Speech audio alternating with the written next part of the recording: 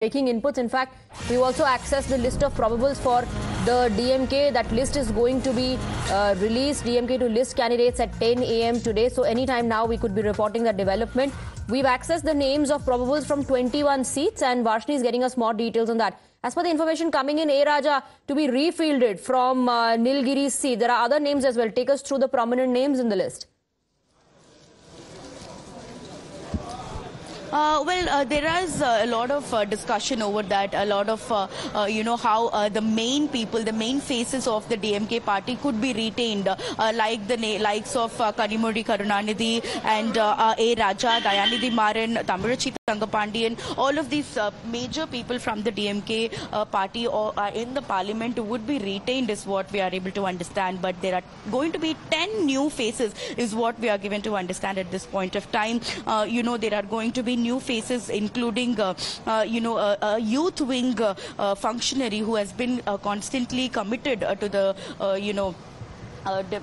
to the development of the youth wing. So he is being given a chance. He's called Prakash, and he likely is to be given the ticket from Erode constituency. And to announce these names, the Chief Minister has arrived. Like we can see on our visuals, Chief Minister M.K. Stalin is entering the venue where the manifesto and the candidate list is going to be announced very shortly. And coming back to the names, Prakash is a very important name that we are looking at. And Coimbatore, the most toughest and the most trickiest constituency to crack for both the BJP and the DMK is Coimbatore, that they are having high hopes on. And this is where what is the suspicion, the suspense is still about, whether it is going to be Mahendran, Dr. Mahendran, who left Kamal Hassan's Makkal Neethi party and joined DMK, whether it's going to go to him, or whether there is another important candidate in the list called Gokul, or there are certain names that are being considered, because Coimbatore is considered as one of the toughest by all the parties in the state, and that is the one constituency where everybody wants to have a victory. And apart from that, if you see this time, apart from the major female names, there is an expectation that a couple more women candidates could be announced. There is a Dr. Rani who is under the in the list, who is also running for Tenkasi constituency.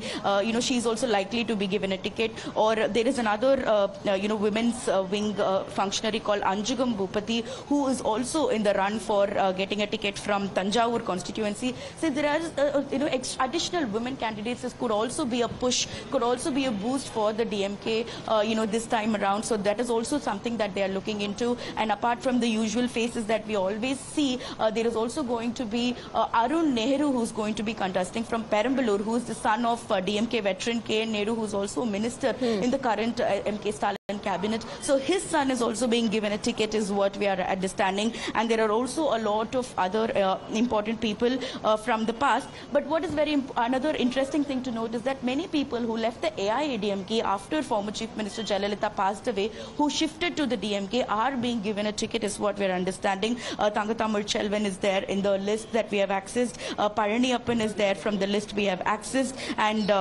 Selva Ganapati is in the list. These people were in the AIADMK previously and they shifted to DMK, and these people are being given a ticket is what we are able to understand.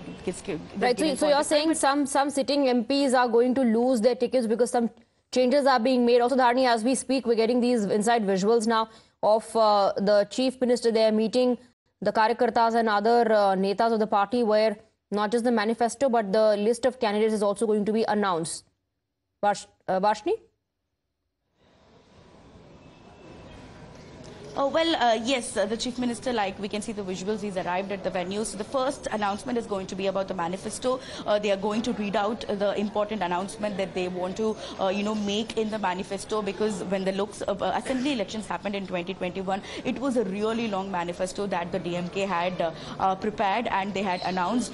Therefore, right now, if you see, this is Lok Sabha Elections is also very important, because the I.N.D.I.A alliance has formed. The I.N.D.I.A bloc have come together to ensure that they get a victory, and DMK, one of the key players in the I.N.D.I.A bloc. So this manifesto is also going to be very crucial. So we'll have to wait and see what are the important announcement that is going to come out in this manifesto. And immediately after, announcing all the points in the manifesto, the Chief Minister will eventually move to announce the candidate list. And as far as we are able to understand, all 21 constituencies that the DMK is going to contest directly are going to be announced in one stretch today. So we can expect the announcement of all the DMK candidates today. And like I said, there are some faces that are going to be retained and some new faces. Approximately 10 is what we are hearing. 10 new people, which means 11 retainment is what is going to happen. 11 MPs to be repeated, and you're saying 10 new faces to be fielded. Stay on with us, Varshini. We also spoke to Kanimuri yesterday about the seat sharing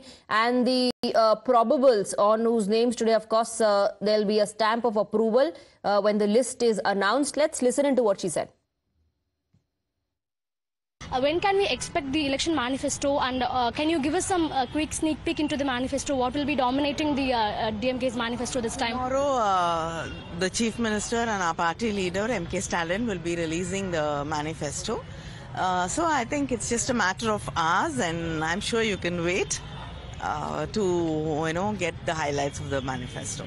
Our leadership has given the district secretaries and the party workers instructions regularly. CM is in touch with the party workers and leaders about how to go forward with their work for the election. So I think we've always been prepared. Let's go back to Varshini. Varshini, talking about Kanimuri, she is being fielded from Tuticorin once again. As far as 2019 is concerned, Kanimuri had won the Tuticorin seat and she defeated Tamilisai Soundararajan of I.N.D.A. Well, yes, in 2019, it was a contest of, two women candidates, two important women from Tamil Nadu politics, Tamilisai Soundararajan on one side and Karunanidhi on the other side, contested from Tuticorin, and Kanimuri did win that seat last time and she was an MP. But this time around, she is likely to be contesting from the Tuticorin same constituency only. But, we saw Tamilisai Soundararajan also resigning her governor post and coming back to the state. She's in fact joining in the BJP back again as a party member, and she's likely to contest in the elections as well. But what constituencies she's going to contest from is the big question right now. So whether it is going to be once again a fight between Kanimuri Karunanidhi and Tamilisai Soundararajan or not is something that we have to wait and watch. But for now, we understand that both these important women leaders from the state are contesting once again. In fact, when our colleague I.N.D.I.A spoke to Kanimuri Karunanidhi yesterday, she in fact mentioned about how we'll have to wait for the final announcement, but it is all likely, in all likelihood, she is getting a ticket and she's going to contest back in Tuticorin, where she has been doing some important work, because throughout the span of 5 years... Varshini, stay on with us. I believe the event there has begun, where the manifesto and the list of candidates will be announced. Stay on with us. Let's also focus on the list that has been released by AIADMK. AIADMK has released its first list of candidates. There are 16 names in the list. Some important candidates as far as the seats are concerned are P. Vignesh from Salem, J. Bhagyaraj from Villupuram, and Varshini will take us through the other names in the list. So first list of the AIADMK released.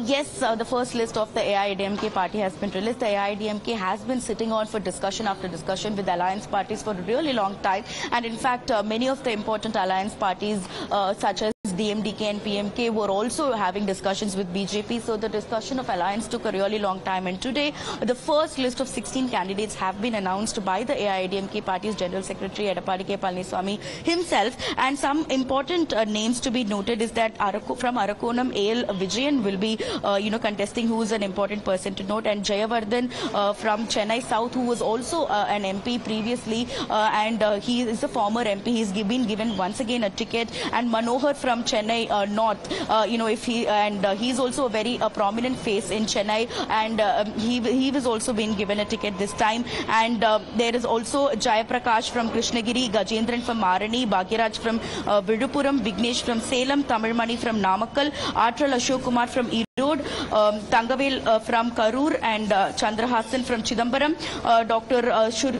Surjit Shankar from Nagapatnam, Saravanan from Madurai, Narayanasamy from Theni, and Jayaperumal from Namanadapuram. These are the names that have been officially announced by the AIADMK party's General Secretary Edappadi K. Palaniswamy. And importantly, he's also officially now stated that the alliance that the AIADMK is going to take forth in this election is 5 seats are being allocated with the DMDK, and 1 seat is going to Pudiya Tamizhagam, and 1 seat is also going to the SDPI party. Therefore, this is the alliance that they have announced for now, which means 7 seats are going for alliance out of the 39, plus 1 Pondicherry seat is also there. And out of 39, if 7 is going, then more than 30 seats the AIADMK is going to contest from the 2-leaf symbol, which is definitely a big thing, because in 2014, when J. Jayalalitha was the former Chief Minister and ADMK party leader, she went solo and she went, contested in all 40 seats. So now if Edappadi Palaniswamy is going to take ahead and go for 30+ seats, it's definitely something the other parties and other alliances should look out for. Right. Varshni, keep tracking all the developments. We'll come back to you for updates. For the moment, we're slipping into a short break.